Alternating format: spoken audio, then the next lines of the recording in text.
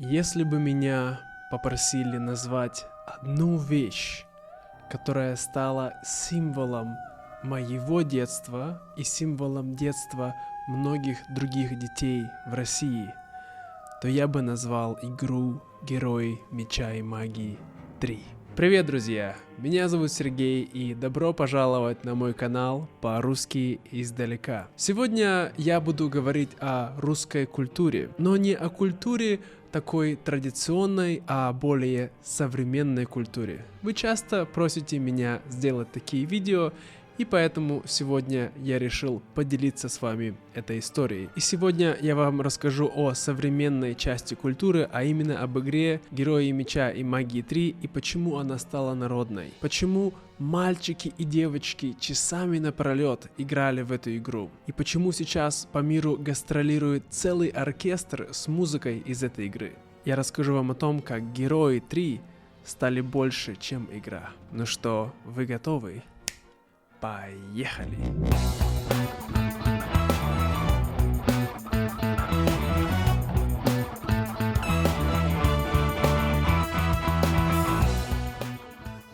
Так, «Герои Меча и Магии 3» — это пошаговая стратегия, которая была выпущена в 1999 году. Как вы видите, здесь у нас есть замок у каждого героя. Вот, видим карту, и мы на маленькой лошади передвигаемся по этой карте и делаем много разных вещей, да? А что же мы делаем? Ну, во-первых, прежде чем мы начинаем игру, нам нужно выбрать фракцию, да? Здесь в игре есть 8 или 9 главных фракций от разных варваров, как здесь мы видим. У нас есть также замок, где живут простые люди, есть инферно, где живут демоны, дьяволы, есть подземелье, есть такой замок в японском стиле, такой волшебный замок. В общем, много-много разных вариантов, много раз. И в каждом замке что мы можем делать? Мы можем строить разные здания. То есть, когда замок мы только начинаем, у нас нет всех этих построек, у нас есть практически ничего, и потихонечку мы строим одно, строим другое, строим третье. Вот. А для чего нам нужны эти постройки? Да? Точнее, как мы можем это строить? Для этого нам нужны ресурсы. Вот. В этой игре есть 7 видов ресурсов. Главные ресурсы — это такие, как дерево, есть ртуть, камень или руда, драгоценные камни, кристаллы, сера и, конечно, золото. Вот. Это рынок, тут мы можем менять ресурсы. И кроме того, у нас есть наш герой, поэтому игра и называется «Герои». Вот, вы видите, здесь его зовут Гурнисон, уровень 27 варвар, то есть у каждого героя есть свой тип. И у героя есть очень много разных артефактов, то есть когда мы исследуем эту карту, мы ищем и мы находим разные артефакты. Вот, видите, у него здесь есть лук, есть стрелы, есть сапоги, есть песочные часы, клевер, перчатки, и все эти артефакты дают этому герою свои такие особенные свойства. Вот. Также у героя есть определенный опыт, да, у него очень большой опыт, 298 тысяч, очень большой опыт, и у него есть также 4 главных навыка, это атака, атакуем, защита, да, это сила, такая, как сказать, магическая сила, да, и знание, насколько он умный. Вот. И, конечно, мы можем прокачивать нашего героя, то есть делать его сильнее, выше уровень. И, кроме того, конечно же, мы можем нанимать разных монстров. Вот. Например, в этом замке мы можем нанимать гоблинов, налетчиков, орков, магов, людоедов, циклопы у нас есть, птица-гром. Вот. И в другом замке у нас есть гремлины, големы, маги, горгульи. Чтобы нанять каждого героя, нам нужны деньги, нужны ресурсы. Вот, как я уже сказал. И, конечно, самая интересная часть этой игры — это битва, да, то есть когда мы наняли всех наших героев, мы ходим и мы начинаем сражаться с другими героями, с другими монстрами, вот, и это выглядит в такой гексагональной платформе, где ты можешь передвигаться, например, вот, ты можешь выбрать твой ангел, да, он идет отсюда и... Так, нет, давайте сделаем больше. И сделаем другой цвет. Сделаем вот такой цвет. Да, твой ангел, он идет и идет, приходит вот сюда. Или вот сюда, да, и потом он там убивает этих, сражается с другими героями. А давайте теперь немножко посмотрим, как же выглядит сама игра.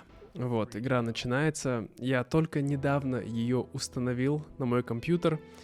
И я так рад, потому что я уже давно не играл в нее. И так как у меня MacBook, то это было непросто сделать. Нужно было искать специальные способы. Вау! Каждый раз, когда я слушаю эту историю, у меня мурашки по коже. Вот. И эта музыка, каждый раз, когда я ее слушаю, я сразу вспоминаю те дни, те вечера, которые я проводил за этой игрой. Так, ну, видите, есть у нее новая версия, такая больше, как сказать, HD. Вот, ее обновили, потому что раньше она была намного меньше. Вот, ну давайте создадим новую игру. Идем в сценарий. Вот, выберем, какой у нас будет замок. Допустим, мы будем за, не знаю, за башню. Да, мне нравятся башни. Вот, и у нас будет герой. О, такой синий маг. Фафнер. И стартовый бонус у нас будет золото. Вот. Выберем легкую сложность. Вот. И у нас будет, получается, против нас играть 1, 2, 3, 4, 5. 5 компьютеров. Так, ну хорошо, пойдемте играть. Вот. Значит, наш замок, как вы видите здесь. Здесь наш герой на лошади. Как я говорил, давайте заглянем, что у нас есть внутри замка. Внутри замка у нас пока нет много построек. Видите, здесь много пустых мест, но у нас уже кое-что есть. Есть форт, есть управа. Да, управа — это такое государственное место, где люди что-то делают там, не знаю, в государстве. Также у нас есть место, где мы можем нанимать гремлинов. Давайте откроем. А вот гремлины. Можно нанять гремлинов. Цена за одного воина 30 монет. Да, и нам доступно 16. Давайте наймем, да. В итоге будет 480. Окей. Вот, мы наняли их, и мы добавим их в свою армию. Также у нас есть таверна. Да, таверна — это место, где обычно люди приходят, кушают, разговаривают в прошлом. Там можно было спать. И тут мы можем нанять нового героя. Да, но у нас есть уже этот наш герой. Давайте мы наймем еще одного героя за 2500 монет. У нас уже есть маг, да, пусть это будет рыцарь. Вот. У нас будет рыцарь. Ага. И также мы можем строить другие постройки. Например, если мы хотим больше денег, нам нужно построить префектуру. И она нам будет давать 1000 золотых ежедневно. Ну, давайте построим префектуру. Вот, видите, теперь у нас уже второй этаж появился. Так, и давайте их поменяем местами. Пусть он охраняет. Вот, значит, наш герой, он находится на карте. Что он может делать? Он может передвигаться. Может, например, вот так, идти сюда. Вот, что тут у нас есть? Ну вот, да, он получается, допустим, мы нашли лесопилку. И теперь это наша лесопилка, и она будет давать нам каждый день 2 единицы дерева. Неплохо. Тут есть, допустим, вот маленькая ларец, да, или такой сундук. И в этом сундуке мы можем выбрать либо 2000 золота, или 1500 опыта. Когда я был маленький, я не понимал, что такое опыт, и я всегда выбирал золото. Но иногда опыт тоже может нам помочь. Пусть выберем опыт. Вот, теперь у нас появился второй уровень. Наш герой стал второго уровня, и можно выбрать что-то либо вот сопротивление или магия воздуха. Пусть будет магия воздуха. Вот, видите, здесь у нас есть, получается, наши... секундочку. Здесь есть у нас 30 дерева сейчас, 15 ртути, 30 руды, да, то есть наши ресурсы показывают. И мы видим здесь карту, да, наша карта, вот, это все темное, мы не знаем, что там происходит. Мы должны исследовать эту карту и найти врага, и потом захватить его замок. Вот, то есть вот мы, допустим, получаем разные ресурсы, идем, да, и вот смотрите, сейчас у нас показывает такой серый цвет, это значит, что у нас больше мы не можем двигаться, закончился наш ход, да, и мы должны поменять день. Вот, здесь мы нажимаем на кнопочку «Конец хода», мы уже что-то построили, то есть, видите, крестик на замке, значит, больше не можем строить, и больше не можем ходить. Но у нас еще есть один герой, допустим, вот этот герой, мы сейчас его вытащим, вот, пусть она походит, допустим, она возьмет нам золото, вот, сходит сюда еще, вот, что это такое?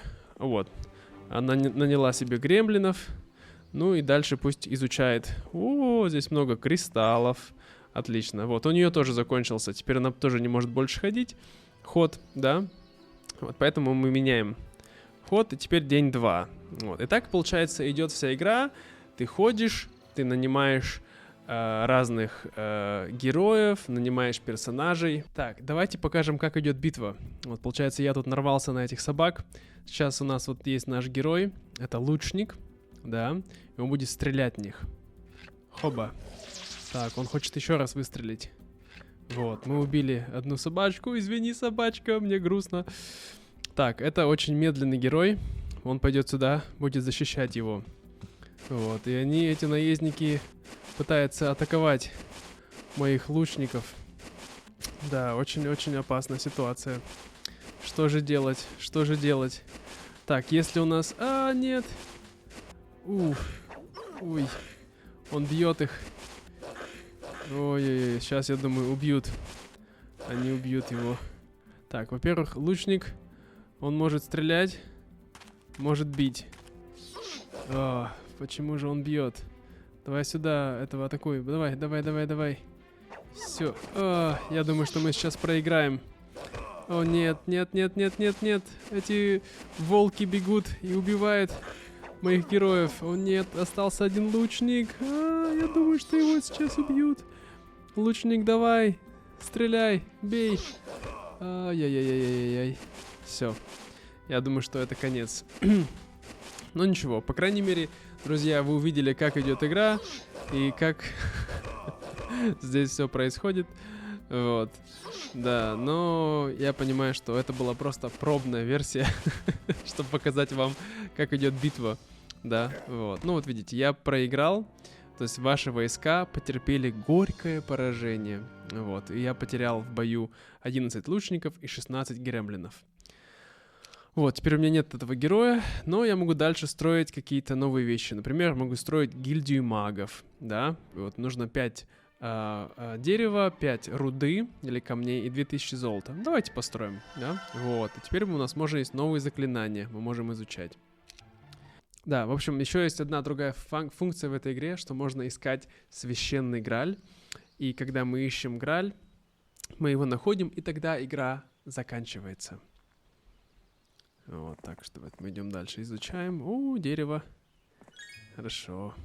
Вот, то есть, получается, видите, мы можем находить много интересных мест, вот, изучая эту игру. Ну, так примерно она выглядит. Давайте посмотрим, почему же игра была такая популярная? Почему она стала такой легендарной? Ну, во-первых, эта игра была самая большая для моего поколения. То есть все играли. У каждого человека, я думаю, дома был вот этот диск с игрой «Герой Меча и Магии 3» от компании Бука.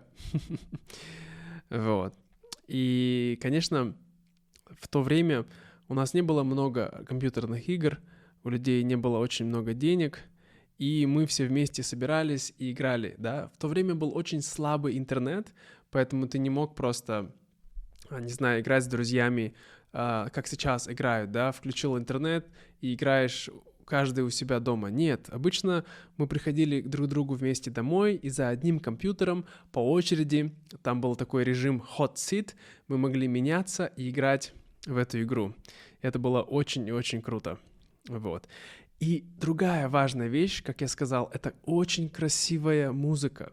Даже есть целый композитор, Ромеро, вот его, вот этот мужчина, он написал эту музыку к этой игре, и сейчас в Польше они создали оркестр, который путешествует по всему миру и дает эти концерты, вот, потому что люди так любят эту музыку, и это правда очень красивая. Вот послушайте.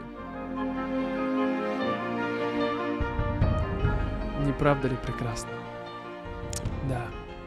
И поляки, на самом деле, они очень любят эту игру так же, как русские. Это нас очень сильно объединяет. В общем, эта игра очень сильно вызывает ностальгию по нашему детству, когда мы могли все вместе играть дома или ходить в компьютерные клубы.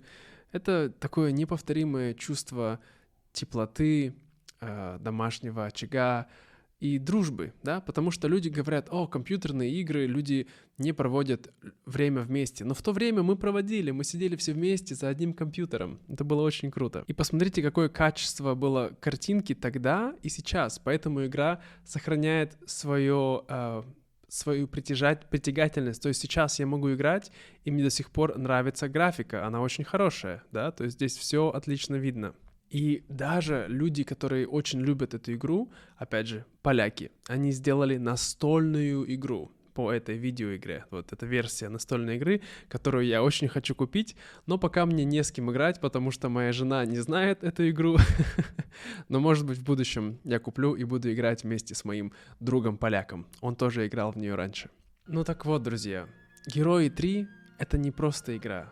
Это культура, это символ нашего детства, символ такой свободы. Мы любили ее за тактические сражения, за бесконечные возможности и, конечно же, за эту прекрасную музыку. И даже спустя 25 лет эта игра еще живее живых. Ну вот, друзья, и на сегодня у меня к вам такой вопрос. А вы играли в Героев 3? Какая была ваша любимая фракция? А возможно, вы играли в какую-то другую игру, и это очень важная игра для вас, для ваших друзей, для вашего детства. Напишите, пожалуйста, в комментариях под этим видео. Нам очень интересно. И, конечно, как обычно, я хотел сказать огромное спасибо всем моим патронам и моим супер-патронам, таким как Джош, Джоэл, Джефф, Лиз, Холли, Мэтью, а также Андрея. Спасибо вам, друзья. Это все на сегодня. До скорого и пока-пока.